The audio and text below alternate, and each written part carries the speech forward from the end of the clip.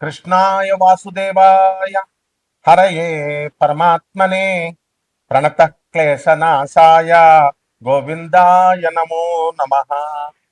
ఓం వసుదేవసుతం దేవం కంసచాణూరమర్దనం దేవకీ పరమానందం కృష్ణం వందే జగద్గురుం. శ్రీ రాధాకృష్ణాభ్యాం నమః. శ్రీ కృష్ణాయ గోవిందాయ గోపీజనవల్లభాయ స్వః. కృష్ణం వందే జగద్గురుం అర్జునం వందే జగదే కబీరం. మనకి మనుధర్మశాస్త్రం చెప్తోంది. ఏం చెప్తోంది? అసలు వికారాలు ఎన్నున్నాయి మనిషికి, పాపాలు వేటిని బట్టి వస్తాయి. ఏమిటంటే శాస్త్రాలన్నీ చెప్పేది అదే: కామ, క్రోధ, లోభ, మోహ, మద, మాత్సర్యం. ఈ ఆరిట్ల వల్ల మనకి మళ్ళీ ఈ యొక్క కర్మల్లో ఇరుక్కుంటాం. నెక్స్ట్ మళ్ళీ జన్మను పొందుతున్నాం. మరి ఇవి చాలా జాగ్రత్తగా శ్రీకృష్ణ పరమాత్మ భగవద్గీతలో చెప్పిన విధంగా జాగ్రత్తగా మన కామాన్ని అణుచుకుంటూ, మోహాన్ని పిల్లలపైన ఇతరులపైన ఎంతవరకు ఉండాలో అంతవరకు ఉంచుకుంటూ వెళ్ళి బ్యాలెన్స్ చేసుకుంటూ వెళ్తే మాత్రమే మనకి సేవ్ అవుతాం. సాధూనాం దర్శనం పుణ్యం స్పర్శనం పాపనాశనం భాషణం కోటి తీర్థం వందనం మోక్షదాయకం అని చెప్తోంది శాస్త్రం.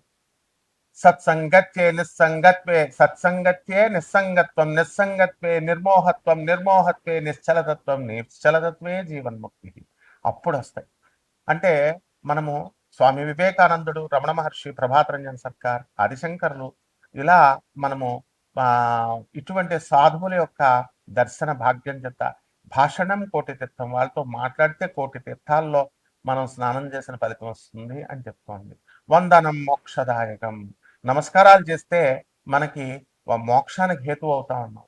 ఇప్పుడున్నటువంటి ఆధునిక కాలంలో ఉన్నటువంటి కాషాయ బట్టలు వేసిన సాధువులు కానీ, ఈ యొక్క ప్రవచనాలు చెప్పేవాళ్ళు, జ్యోతిషాలు చెప్పేటటువంటి వాళ్ళు వింత పోకళ్ళు, సొంత పైత్యాలు రుద్ది కాళ్ళకు నమస్కారం పెట్టేటప్పుడు ఇలా ముట్టుకోకుండా అనమాట, అవతల వాళ్ళ కాళ్ళు ముట్టుకోకుండా మనం దూరం నుంచి ఇలా పెట్టేవాళ్ళు భక్తులు తయారయ్యారు. ఇంతకుముందు భక్తులు ఏం చేసేవారండి?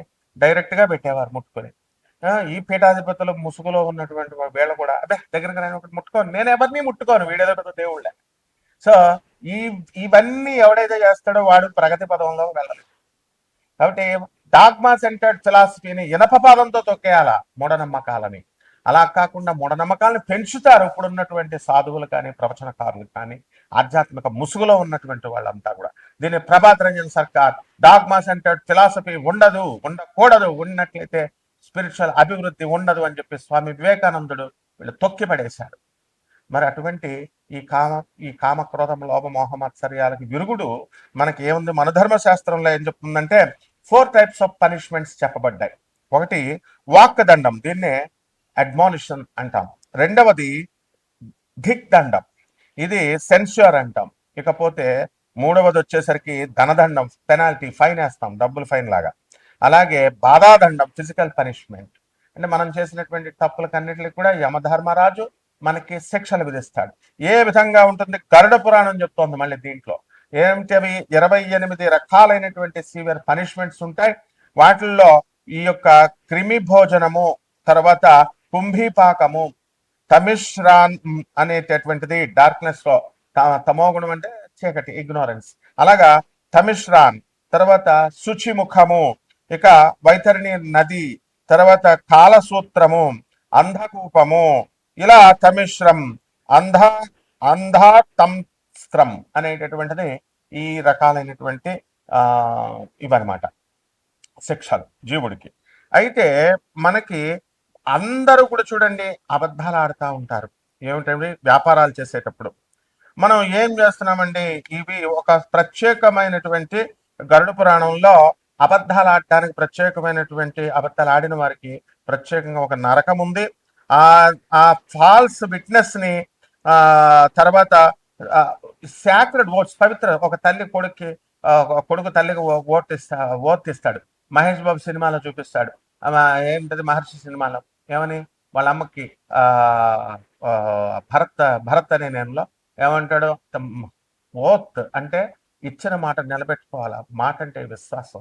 ఈజీగా మనం అబద్ధాలు ఆడేసి మనం చేసేస్తున్నాం, ఇప్పుడు ఓతులను బ్రేక్ చేస్తున్నాం.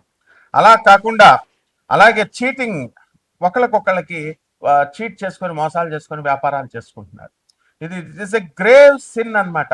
దీనికి చాలా భయంకరమైనటువంటి మహాపాపం ఇది. దీనికి పనిష్మెంట్ స్పెసిఫిక్ గా హెల్స్ ఉన్నాయి, స్పెసిఫిక్ గా నరకాలు ఉన్నాయి. మరి ఇటువంటి పనిష్మెంట్స్ అన్ని కూడా తమిశ్రంలో అనేటటువంటి నరకంలో క్లియర్ గా చెప్పబడింది. అక్కడ మన ఏ నాలుకతో అయితే ఇక్కడ భూలోకంలో అబద్ధాలు చెప్పామో అక్కడ నాలుకని కట్ చేసేస్తారు.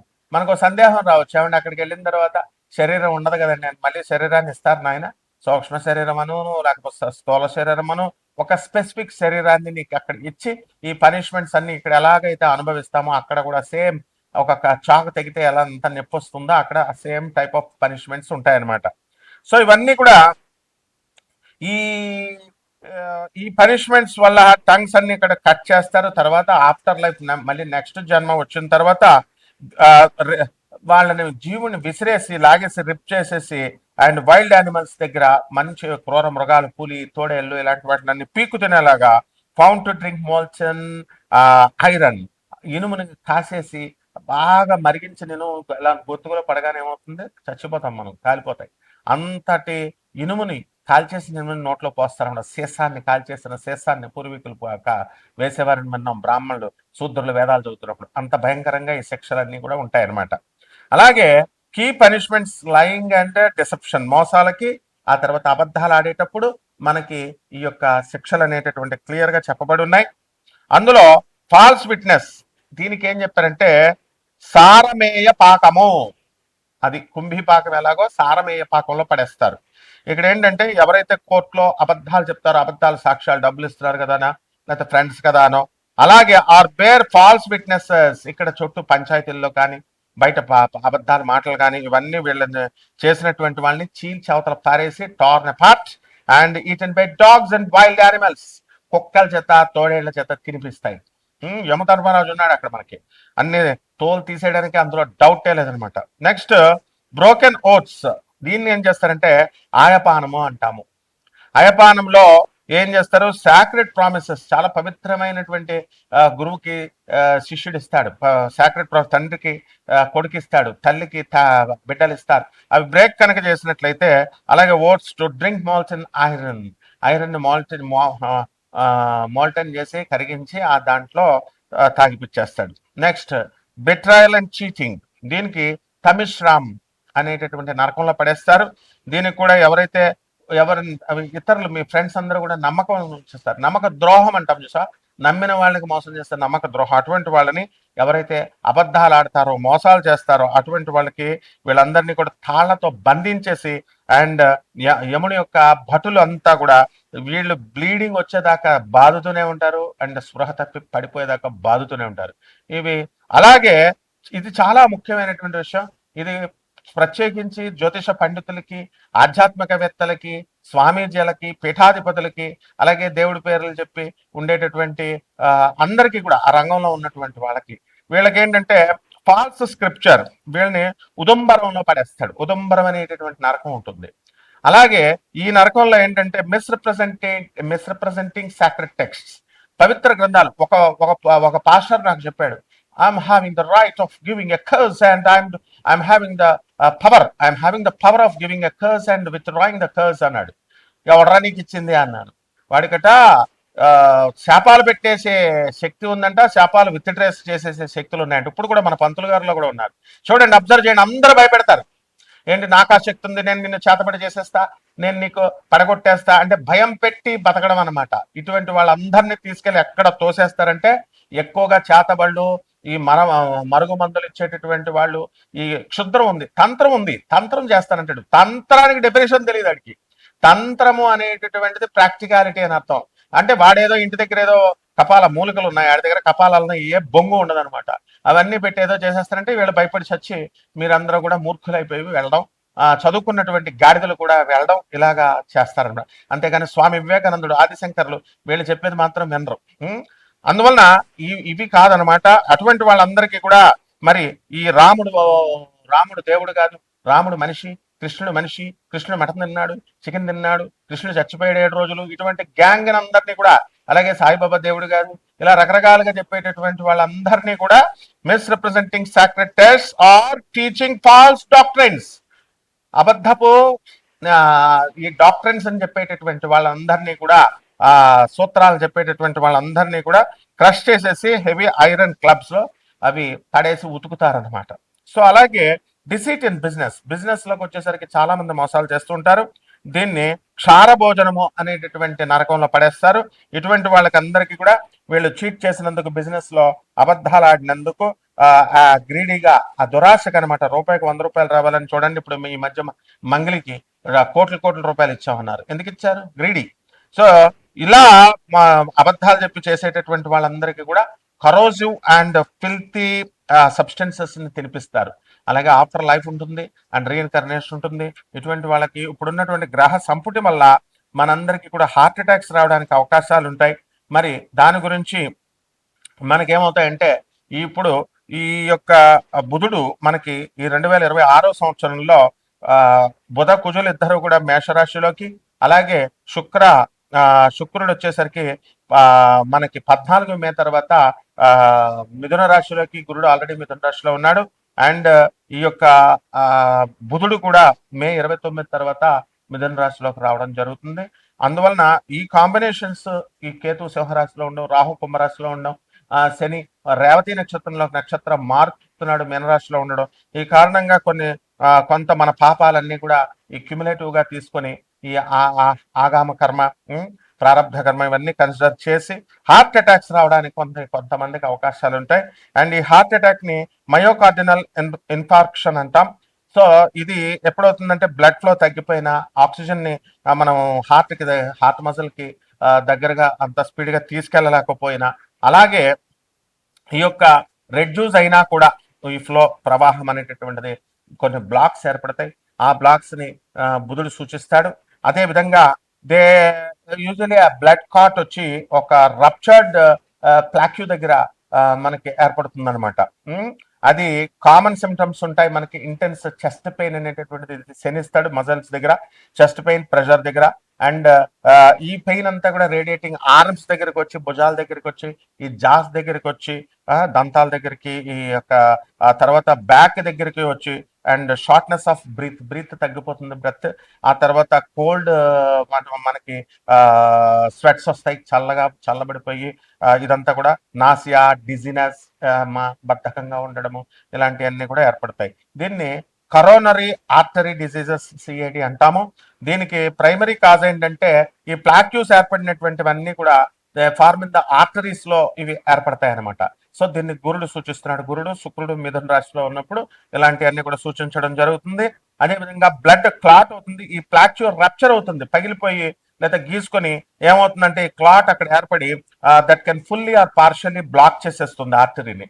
సో దీనికి రిస్క్ ఫ్యాక్టర్స్ ఏంటంటే, హై బ్లడ్ ప్రెషర్ ఉన్నటువంటి వాళ్ళు, అలాగే హై కొలెస్ట్రాల్ ఉన్నటువంటి వాళ్ళు, అలాగే స్మోకింగ్ అలవాటు ఉన్నటువంటి వాళ్ళు, షుగర్ డయాబెటీస్ ఉన్నటువంటి వాళ్ళు, ఆ ఒబిసిటీ బాగా లావుగా ఉన్నటువంటి వాళ్ళు, ల్యాక్ ఆఫ్ ఫిజికల్ యాక్టివిటీ లేకుండా, సాఫ్ట్వేర్ వాళ్ళందరూ కూడా చాలా మంది కూర్చుని కంప్యూటర్ ముందే కదలకుండా కూర్చునేటటువంటి వాళ్ళు, ఈ స్ట్రెస్ ఉన్నటువంటి వాళ్ళు, వీళ్ళందరికీ కూడా దీని బారిన ఈ యొక్క ప్లానిటరీ కాంబినేషన్స్ వల్ల పడడానికి అవకాశాలు ఉన్నాయి.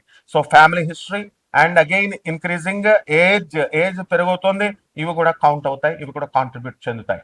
ఇకపోతే లాంగ్ టర్మ్ ఎఫెక్ట్స్ ఏంటంటే, ఇక్కడ శని దీర్ఘకాలికంగా ఇస్తాడు. రేవతి నక్షత్రంలోకి వచ్చాడు, ఏమండి గురుడు 6వ ఇంట్లోకి వచ్చాడు, మాకు లాభాలు వచ్చేస్తాయండి, మేము తీర్చిన అప్పులు తీర్చేస్తామంటే, రండి మీరు నాకు లవర్ వస్తుందా అండి అంటే, మరుగుమంది ఇస్తా రండి అని ఒకడు, మరుగుమంది ఇస్తా అని ఒకడు, డబ్బులు 150 సంవత్సరాలకు వచ్చింది కాంబినేషన్, కోటీశ్వరుడు అయిపోతావు, నేను అలా కోటీశ్వరుడు అయిపోయానని సొల్లు కబుర్లు చెప్పేటటువంటి వాళ్ళు.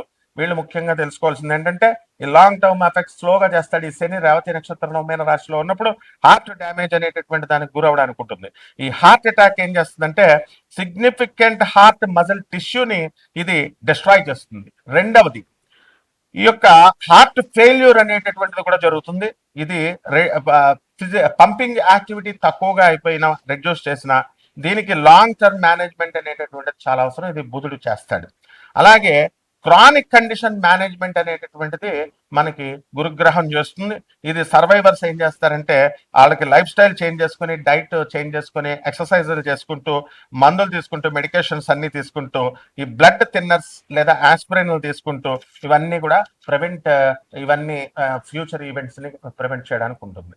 ఈ విధంగా ఇప్పుడున్నటువంటి ప్లానటరీ కాంబినేషన్ బట్టి ద్వాదశ రాశుల వారందరికీ ఏ విధంగా ఉంటుందో ఒక్కొక్క రాశి వారిగా ప్రొఫెసర్ డాక్టర్ ముల్లపూడి సత్యనారాయణమూర్తి నేను మీకు తెలియజేస్తాను.